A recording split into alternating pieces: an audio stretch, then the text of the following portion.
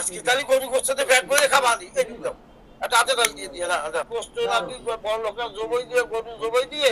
সেই গোস্ত নাই ফিরে দিয়ে দেয় সবাই তো সমান না এটা বলতে না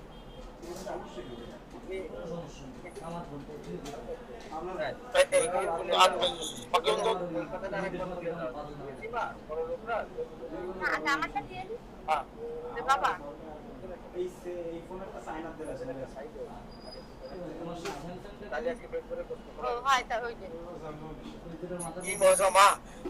কি গরু গোস্ত ব্যাগ ভরে খাবা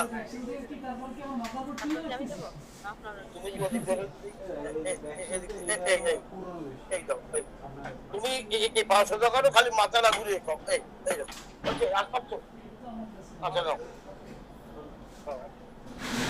নিশিমা বড় লোকরা গোশ খাইতে